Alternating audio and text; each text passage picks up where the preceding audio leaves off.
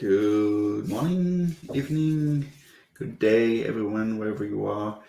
Welcome to a Draftbit office hours. I'm George. I'm the head of product at Draftbit. We do 2 office hours every week, one on Tuesday, one on Thursday. So this is the Thursday one when I get to answer any questions you may have.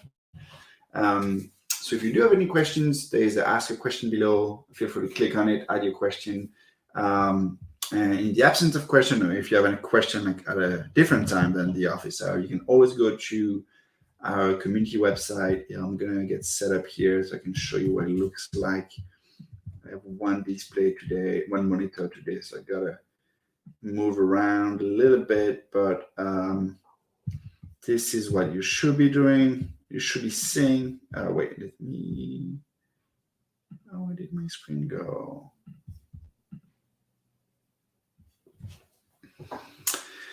My screen sharing doesn't work. And the worst thing about it is that I'm not that surprised because it's not the first time it happens. So the last time I did, I had to restart Google Chrome. So give me 1 sec and I will be back. Just 1 minute. I'll be back.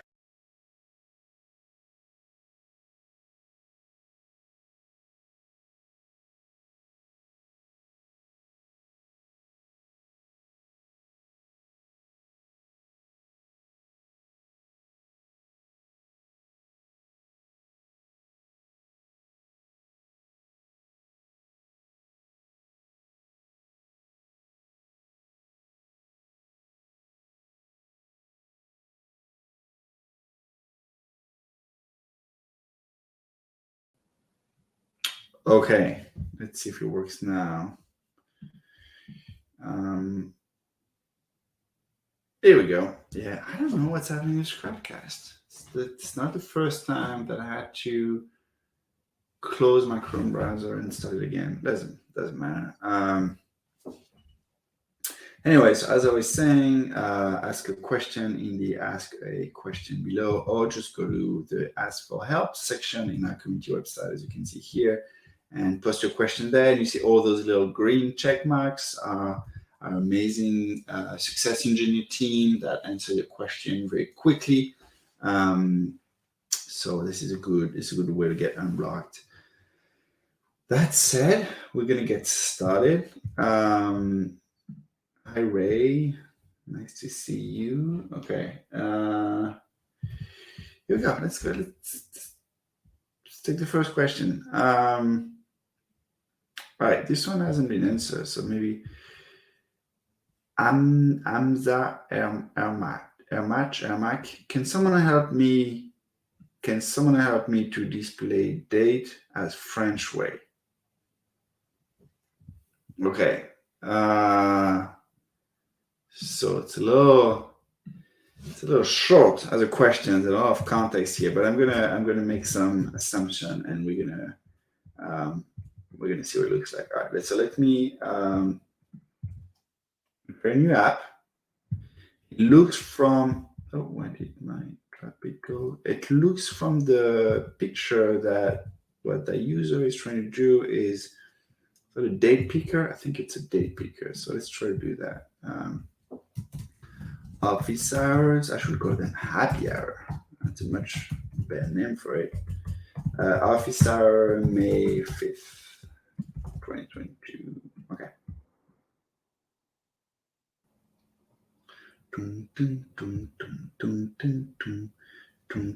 Okay, so blank screen. Just going to do a date picker. I just want to confirm from a visual look if that's what the user, most likely what the user was getting into. Okay, so date.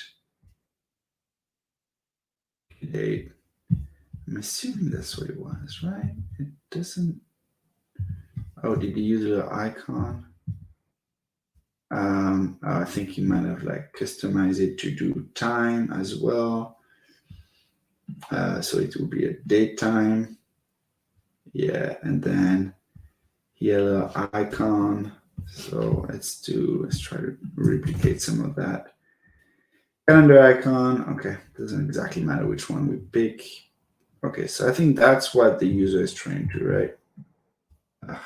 Right. I have an issue with the icon. It's a personal thing because I'm part of a. Um, you can see the icon here. Okay, part of a feature flag lecture. So like, don't worry too much about it. We do have to fix that icon. Yeah, it doesn't work properly on web.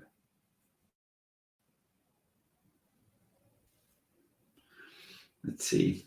Let's see how it renders. It works well for Android. Let's hope it works well on iOS as well. We just got a little web issue there. But anyway, so that's my icon. And so, oh, by the way, I should have. So by default, the format is in English, which is month, day, year. Which, not to offend anybody, makes no sense. But that's the French in me not loving that format either. But doesn't matter what format you like. You should be able to switch. So here on Android, we do the day, like the day of the week, so Thursday, May 5th, and then the time, and then the year. That's an odd way to do it in Android. And in iOS, we do what I presume is month, day, year, the time, and same thing on web. And the reason you see different time is probably because of default, where the simulator is running is different, something like that. So don't worry too much about the actual date. Okay, and the question is, can I change that format? I don't know the answer, so we're gonna try to do it together.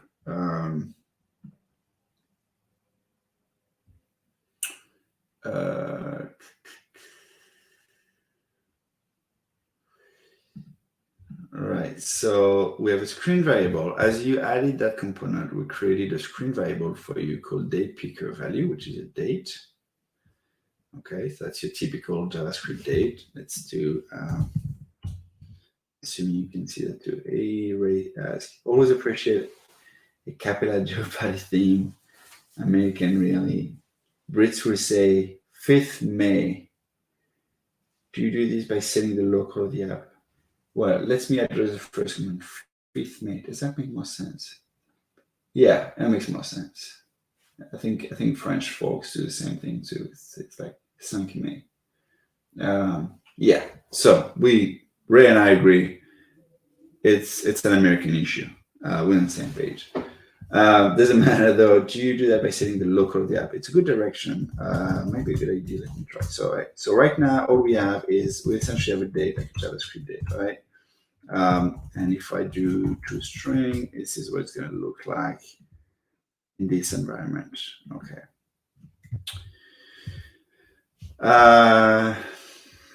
So that's a good point. Maybe I can. What if I change the local? That might be the easiest way to do it.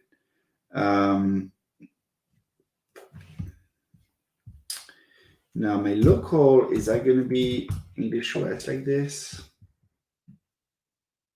Is that the format of the local? What if I do? Well, what if I do FR? Is that? I'm not even sure that's. Oh.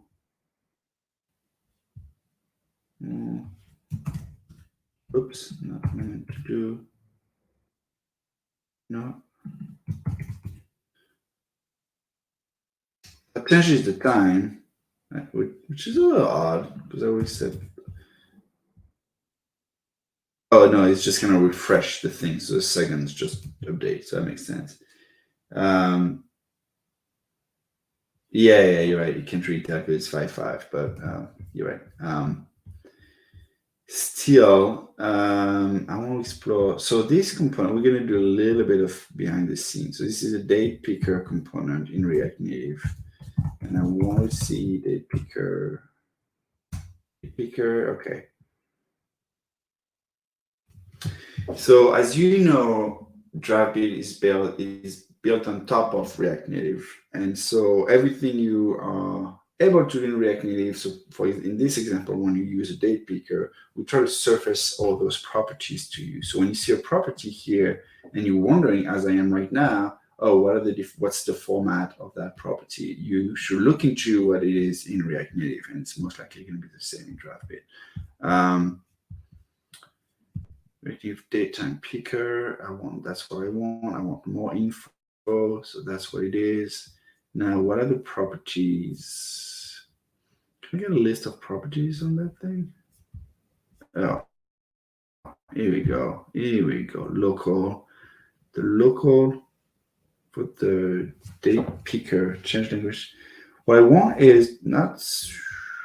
Let's see. Currently date on date change fee. No. Mode, no. Local. That might be it. We'll try it. Open, confirm, cancel. Okay, so yeah. So it looks like our best shot is the locale. I guess it's not local, it's locale. If I'm pronouncing it right. So for that, it should be a locale ID. Okay, so I thought I had the right one, right? FR English. So now what I'm wondering is if I do the FR thing, and it shows up here we go. Does it only change May 5th? So that's what it looks like for FR, May 5th. And if I remove it, it's exactly the same thing as far as I can tell. And the rendering is also similar one. Trying to look at all the thing. Okay. Is the date different between this local May 5th? No, it doesn't seem to have an impact, May 5th. And then if I do, essentially the local doesn't seem to do anything, which is not great. It's not just a different format, right? No, I don't think so.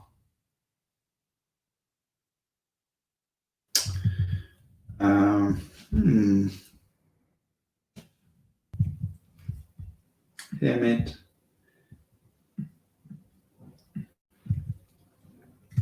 Yeah, I mean, I would even expect whole format to be different. So, but when I read the doc, it seems that oh wait, that's an Apple thing only.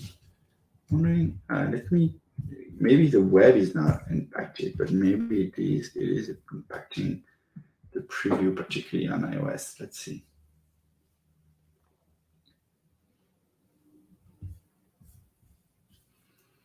And while that loads, I'm just going to go back to the doc. The logo of the date picker changes language, date order, and AM PM preference. Okay, so that's kind of what we would want. So let's see if it loads. If that doesn't work, I'm going to spend 30 seconds thinking about running through a custom function, but yeah, it's the same thing.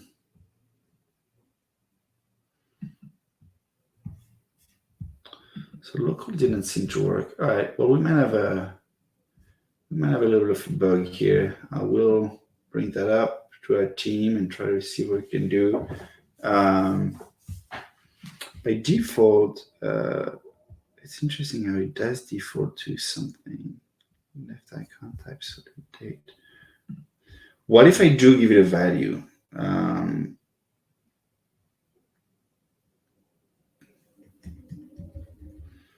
Yeah, let's try that. So what if I guess it does have that value, which is going to be, okay, so the value is already set to something. There's a default value. So it is set to whatever new date is when it loads. That's good. Maybe I can try, instead of I think it's going to be the same thing, right? If I try to default it to something,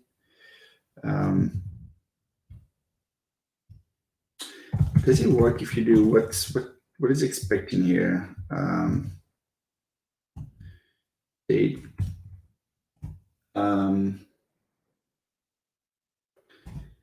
What's the, jeez. My JavaScript skill are rusty. Like when I add the Structure.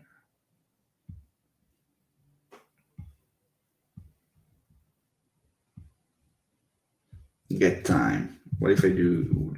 Would that do it? D dot get time. Right, and then can I do new date with this?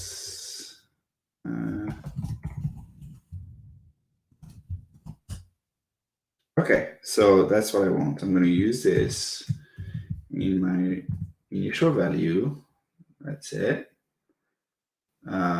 Maybe I should transform it into a date already. Can I do past date? Is that going to work? Let's find out. Let's find out. So let me pick a different date so we know. So I'm going to do new date. New date. We're going to do 2020. Sorry.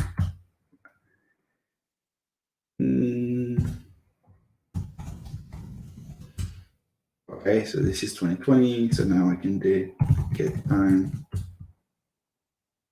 Okay, so that's what I want to use in my initial value instead of this one, because this one is just like the current one plus date. Okay. Okay, so now that's it, 2020. So I've got my initial date that is not just the new date value, which should not make a big difference, but I kind of wanted to try. So should I use? Yeah, and as we can tell, it does not seem to make a big difference. Label. No, label is going to be like that date. So what if I? Yeah, so you can change that. You can change error message.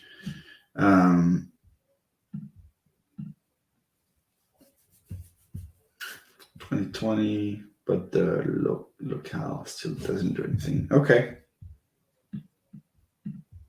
Yeah. Thank you. Thank you, Ray. That was what I wanted. Yeah, I tried I think I tried the uppercase. Didn't seem to do anything.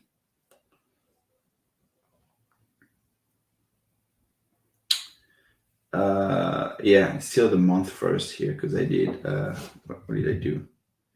Yeah, I did February. It's February 1st, so February 1st is still not the right way.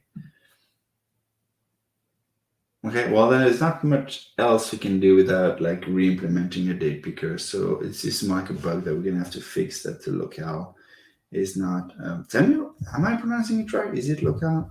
If it's not, I sound probably very dumb. Okay. Let's look at iOS if that made any difference.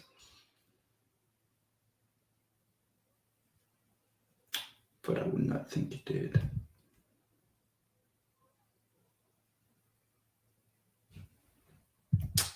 Thank you, Ray.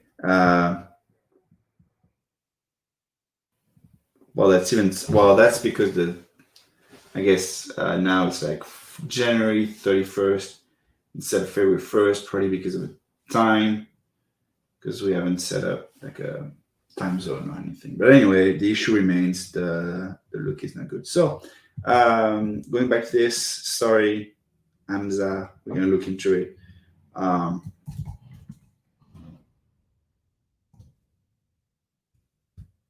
We discussed this during today's. Oh, jeez, I can't type. Discussed this during today's office hours. I'll share the recording soon. It looks like we have an issue on our end. Well, it's not exactly reporting it, so I'm not going to say that.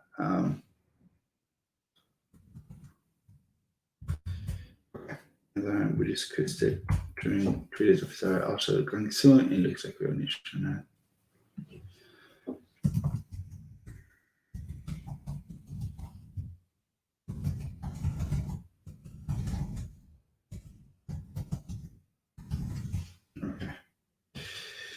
Sweet. All right, that was question number one.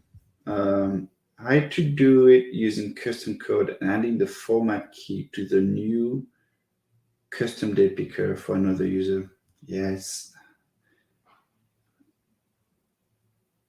that's why I didn't want to do a custom date picker. I think that's a little too involved, but maybe that's what we need to do. So for those people who are curious of what Ahmed is talking about, I would encourage you to check out this link. Yeah. Oh yeah. So I went all the way to the custom date picker. Wait, so that date picker is yours or custom feature? Oh yeah, custom date picker, just so you can change. Out of curiosity, where did you change the format? We should just surface that format. Okay, that might be what we need to do. All right, great. Thank you all. Thank you, Amit. That's a great contribution. Okay, moving on. Where was I? Let me like this, because this is an awesome response. Yeah, that's very good. Okay, as for help,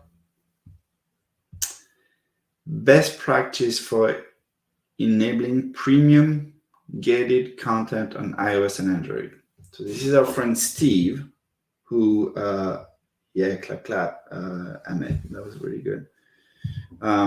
Best practice. So this is our friend Steve, who just released Kojo, which is a cognitive journaling app that is made in Draftbit. So I think you put it in Showcase, right? That's why. So I encourage everybody to go check out his app. It's really cool. And his question right now is best practice for enabling premium gated content on iOS and Android. Has anyone set up a paid tier in Draftbit app to enable users to become premium members and unlock gated content? I can see how I would achieve the front-end stuff with an authenticated endpoint that checked for a Boolean on the account and then some conditional redirect. However, not sure if I need to use a third-party service to set up payment or if I can hook into the native option in iOS and Android. It's a great question. So you have your app, it's mostly free, and you want some part of your content to be paid content behind like a paywall. This is a really good question. So I guess you could look into the in-app purchases, which directly from Apple or Google, which honestly I don't know much about, so I can't really help you there. I don't even know if that really applies to you, but I will look into that, see if that addresses what you're trying to do. In the absence of that, would be the most like built-in way to go about it. In the absence of that, I will look into some subscriptions, third-party services, and I'll say more about that in a sec. And then in the absence of, if that doesn't work, then I think there's a way you can just hack it together, and I'll talk about that. So for the second tier, there are services. What is it? You might actually know them better than I do. What is it? Out this. What is that subscription? Outsida. Yeah. Look at that. All-in-one membership software. Payment authentication, CRM, email. It's so like no-code creator, the tools to monetize their website. So I haven't used that tool, so I'm a little not sure, but I've seen people use it, and I believe maybe even Carl, who used it before, or used something similar. So I don't know exactly how it works, but I'm assuming that they manage the whole, or maybe it's Memberful. Anyway, the whole authentication and private access to things. So that would be my second recommendation. Look into that again because I haven't used it myself. I'm going to stop here because I don't want to say things that are not accurate. So take a look at that. That's the second recommendation. The third recommendation, if those third-party tools don't do what you want them to do, what I would do, honestly, if I were very scrappy, which you might not want to be that scrappy, but if I were to be scrappy, I would probably use a Stripe payment link. So you can go on Stripe and you can have like a payment link. That's how they're called. Stripe payment links. Oh, look at that. Square putting an ad before the Stripe payment links. Anyway, yeah, create links anyway. So, and what I will do is I will tell my user, hey, you want to upgrade or you want to see that private content? Just click here, open like a web view, open the browser, make them go through the checkout flow of that Stripe payment link, and then have that Stripe payment link update a field in your database about that user. So it's like, okay, he's now a user. Whether you do it, whether Stripe lets you do that call to whatever backend you use, like Airtable or Zano, whether you use like a Zapier thing when once the user is done with the checkout, you have a Zap in Zapier that just go and hit an endpoint in your Zano backend just to update that user to say like that user is now a premium user. And then when the user comes back to the app, I will, check on the user, depending if they have that flag turned on, you'll show them the content or not. So it's essentially decouple the payment and membership from the content access a little bit, just a little bit, which that's why you have to then do that kind of like Zap thing, or maybe Stripe lets you do that built in to update your backend, but that would be kind of the scrappy way to go about it. Can you speak to App Store rules consideration for that flow?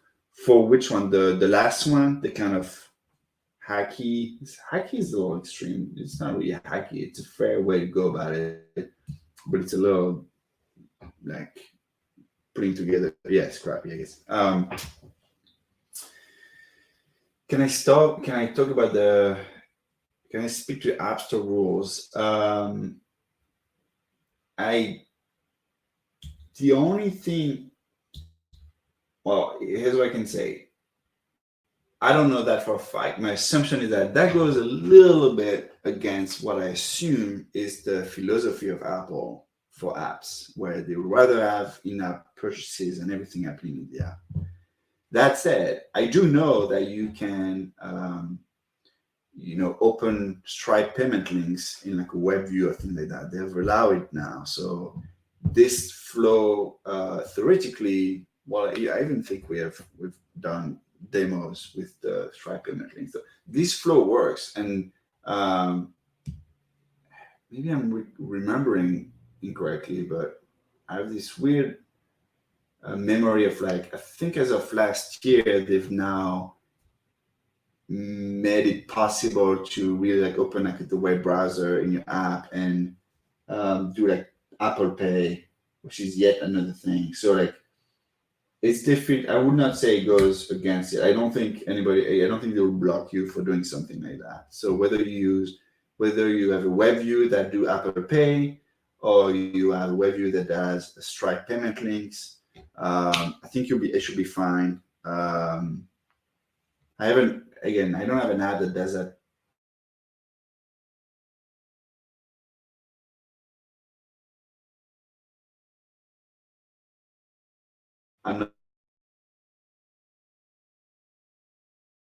What I would do if I were to do it myself, honestly, is test it out.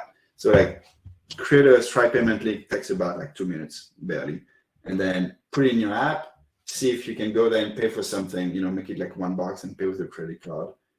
See if that works. I would probably then do the one-click publish that we have in Draftbit, put that to test flight, see if that goes through as well. Try like the connection between Stripe and my backend, whether it's directly through Stripe with or other kind of automation tools. And again, I would spend like 30 minutes, like an hour to do that. And then I would separately make sure that I know how to, once I do have a flag in my database for my user, I know I will show the proper content. That I know you can do, that I've done many times, but just figuring out how to do that for yourself in the app. So I will kind of validate those 3 bricks before spending like 2 months building something with the expectation that you can do it. And then after the end of 2 months, it's like, it's a lot of work and maybe there's something that breaks in that flow. I don't know. So be very iterative and scrappy at first. But anyway, so yeah, that's what I would do. Those are, let's see, those are my best practices recommendation, I guess. I'm going to tell Steve we talked about it because I don't think Steve is around. Steve, we discussed it.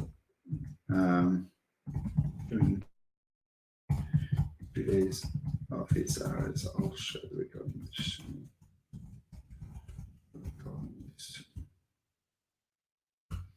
Schedule. I'll show the recording soon.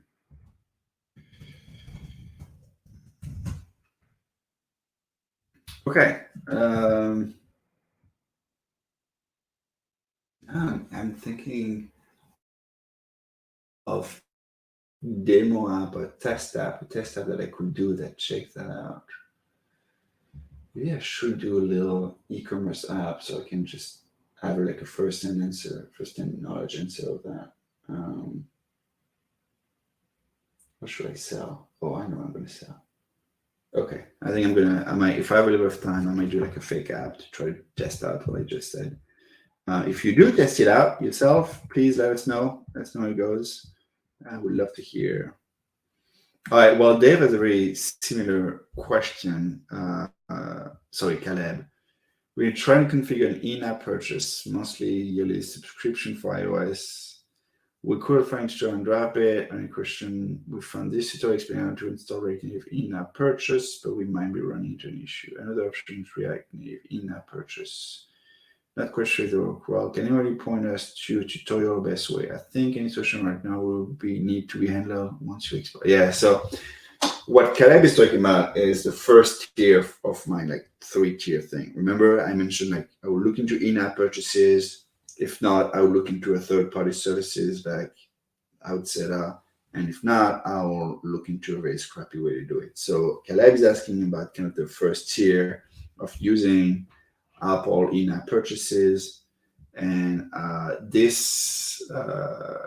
Dave mentioned that might be something that would be better addressed after you export away from Draftbit, because this is a little bit more involved in terms of code.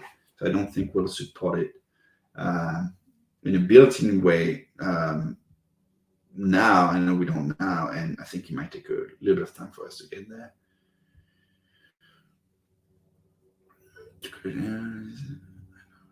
Yeah, well, that's exactly what Dave said. Not quite near future, but it's something we're aware of.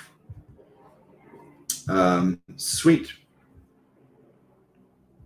What else hasn't been answered? So those are answered. That's last week. Office hour, keyboard, advance to next field, and submit.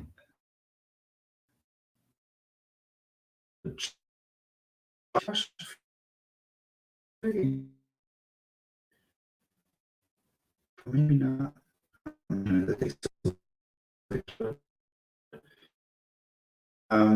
Input field email. I see I can edit the Moon March. What's Moon March? I'm curious now. Josh, where are you working at?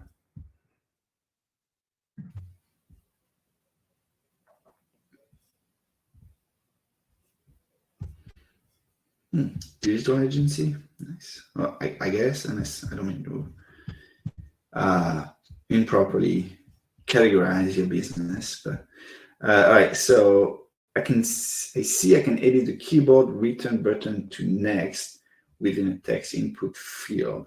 Is there a way within Draftbit to allow the user to tap next and auto advance for the next text input field?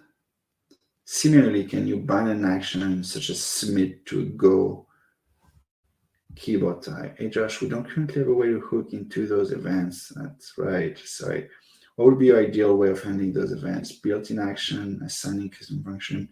I think action would be ideal. Ideal set of action could be selected based on the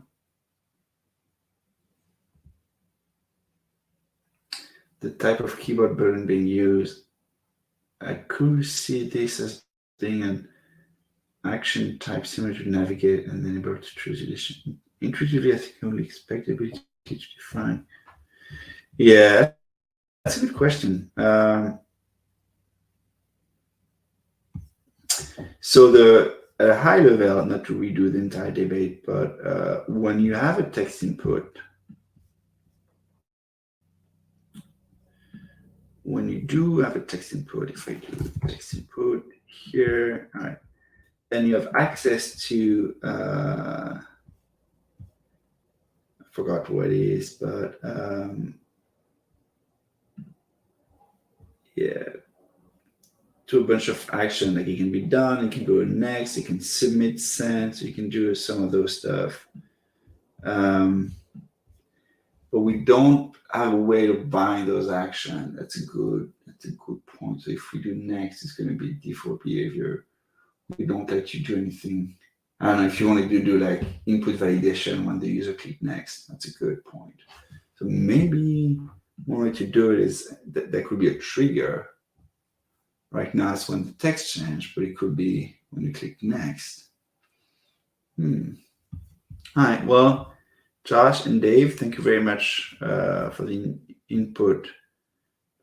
This is not like it's a bug in the sense of like it's not something we support yet, but it becomes a feature request for us to like how do we want to address it.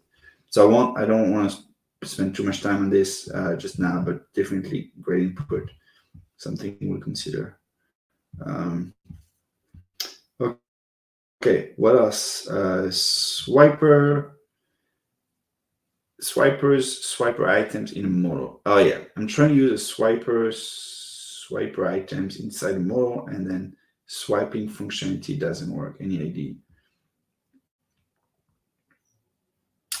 Yeah, so that's essentially the conclusion. We spent a lot of time thinking about it, and in a model, there are some component. There's two things. First of all, some component really don't belong in a model, like a model. Like you don't want a model in a model. Well, I'm sure some people find a use case for that, but I think that's where we put a little bit of a limit of like some use cases are just too of an edge case. Like that's a little too extreme. The experience is not something that's probably going to be good, and the vast majority of the user won't want to do that. So there's some of them we just straight out like we don't let you add certain component in a model. Now that other component that we could debate about it, and we have, and swiper is one of them. Like, do you want to put a swiper in a model? I'm sure some people will. We at the point though, and it was a tough decision. I don't mean to sound like we made the decision lightly, but we've restricted the ability to add certain component to a model, and swiper is one of them because that adds a lot of complexity and a lot of maintenance issue, and even a lot of confusion from a user experience point of view for a use case that is, in most cases, not optimal. I'm not saying Caleb's case is not the right one. I'm knowing Caleb's app actually probably is a good counterexample to everything I just said. It's probably make the user experience nice and everything, but as we have to make decision for everybody on the platform, this is where we've currently put a limit. Now, this limit, particularly for that second bucket of things that could be debatable, is not forever. Like we might change our mind, we might reduce some of the technical complexity, we might figure a better UX to make that clearer. So longer term, I think we probably want to revisit that decision, but that's just where we are standing right now. All right. I'll just tell Khaled that, just providing a little bit of context. And Khaled, we discussed this briefly during 2 days office hours. I'll share the recording shortly, but essentially,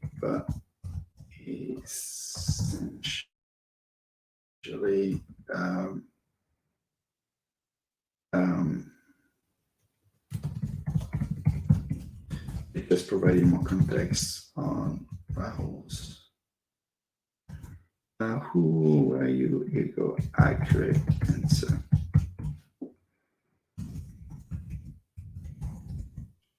Inconvenience. Okay. Right. We discussed it briefly. I'll show you shortly, but very more context on Rahul's accurate answers. Okay. Good. All right, so where are we now? Where are we now? This was this. How much time do we have? 43. Okay, still a little bit of time. I thought I answered that. No, I did. Can I use OAuth? Yeah, okay. I already answered that. So I should mark that as, actually, I can do that. We don't, yeah, I'll update that. Edit. Whoop. Okay, save.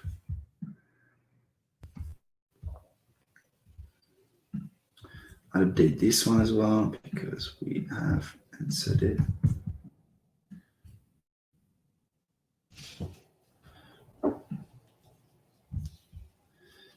Oh, why is it not being?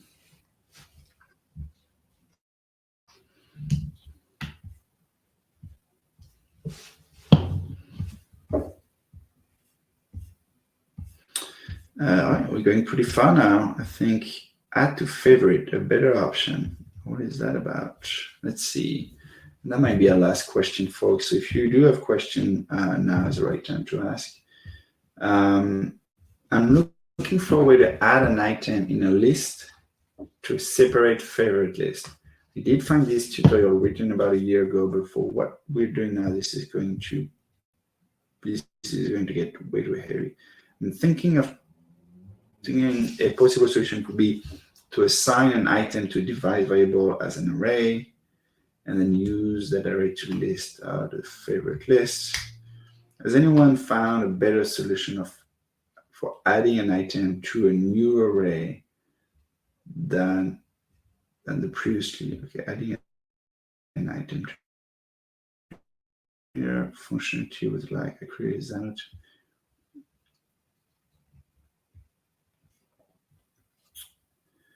It's easy to simply add or remove.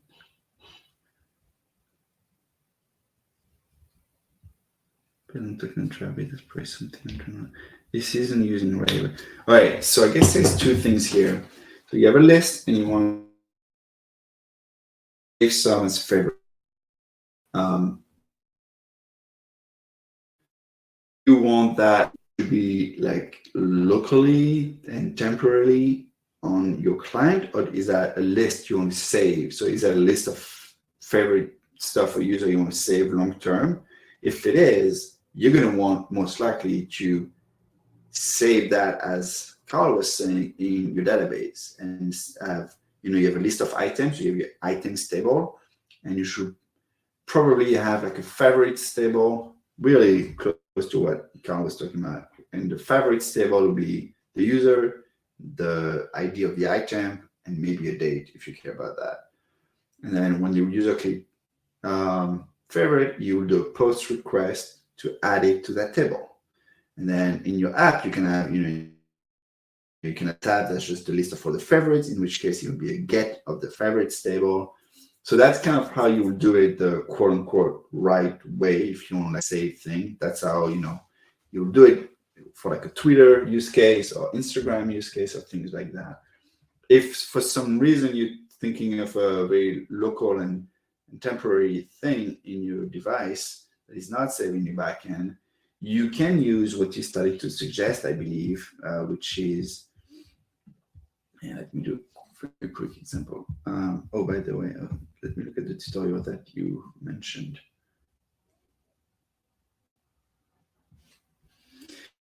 This is an old tutorial indeed that a man put together. Yeah, that's a custom list, so that may not be the most up-to-date thing they would recommend.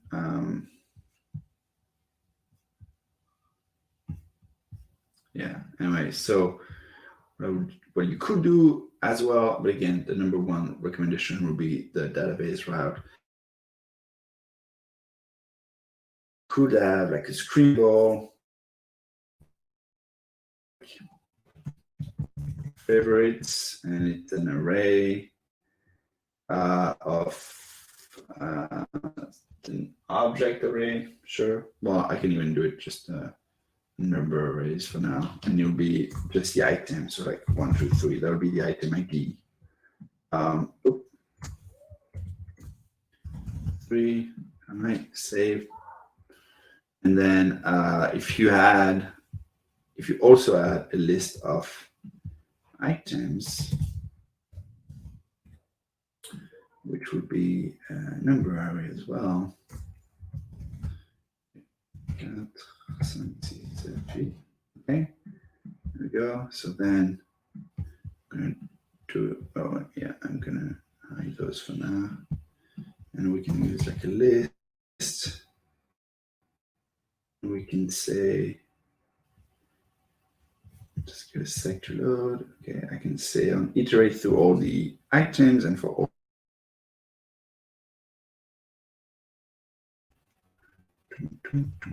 Just taking a sec.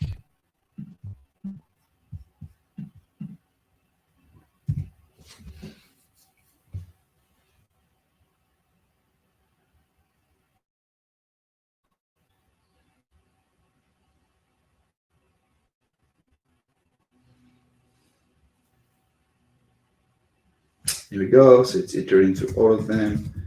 I can just put the ID. Okay, and so right next to it, I could have a little icon button that makes a little heart. Here, material art for, and I can make that just this direction. Oh, no, not what I meant to do. Let me just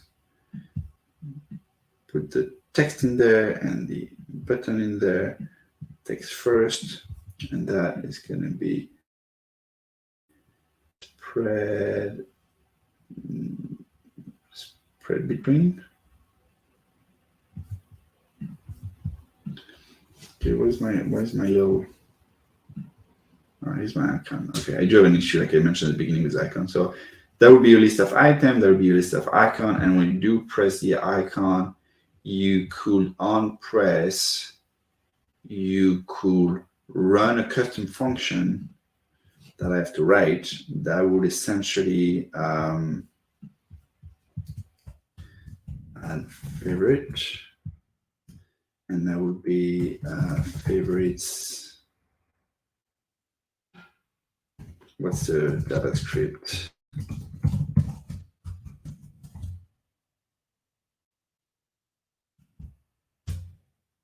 I guess it's my internet more than it is Draftbit, because even Google doesn't go as fast. Append. Is it append? Okay. Is that 1, 2, 3? Append 4. No. Add. No. Push. Here we go. So what if I do? How do I get here? Push 4 and then okay. So you will do a little function. Like I said, no, I thought I already had done that. Okay, add favorite. When you do, it will take favorites. When I say push, I'll take an ID. You push that ID, and that's essentially it. So now, oh no, where did I go? Oh, what?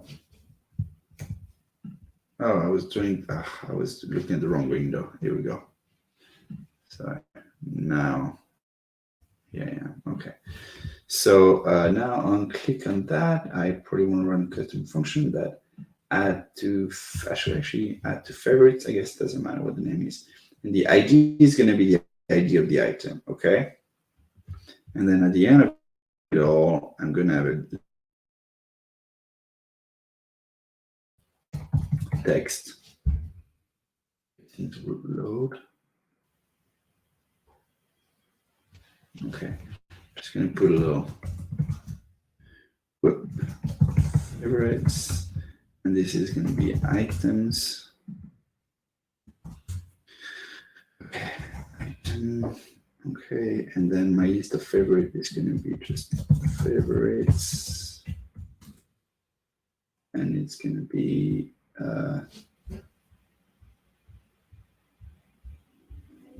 I want to show all because I do want to show the entire list, and I'm going to turn it into a plus JSON string.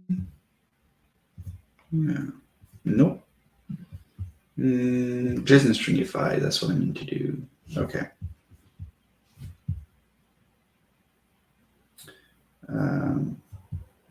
And so by default, my list of favorites should already have 1, 2, 3, right?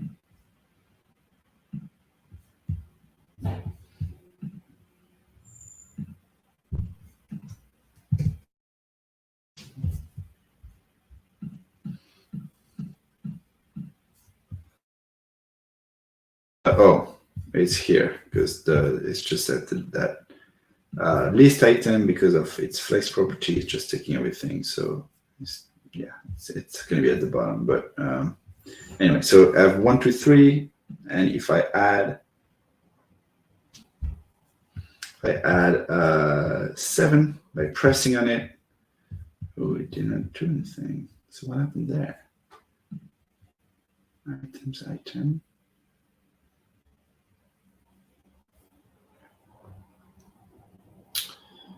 Items, item. Why did that not add favorite? Oh.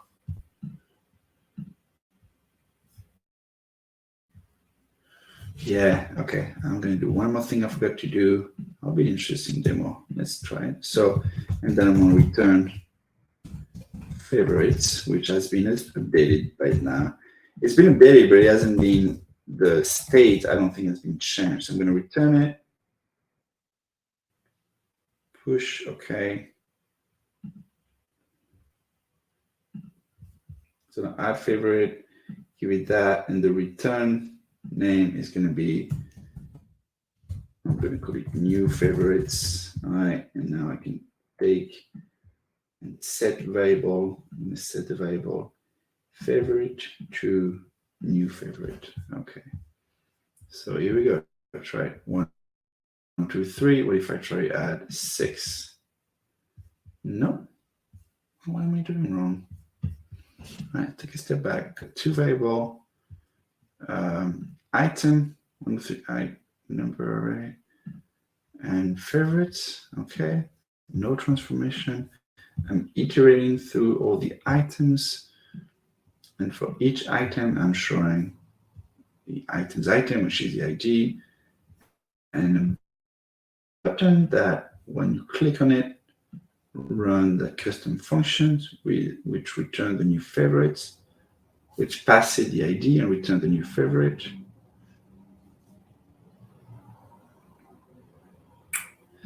And then set that new favorites to favorite. And then here, I just have a little debug that shows favorites. Oh, yeah, I made a typo. Favorites. Okay.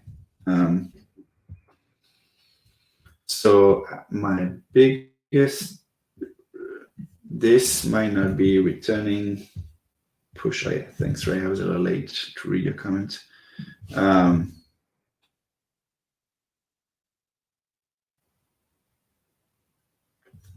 This is going to affect favorite. And It's going to return it, and then I'm going to set it up. So if that's not working, add favorite is right here. It's been defined here. I'm going to push.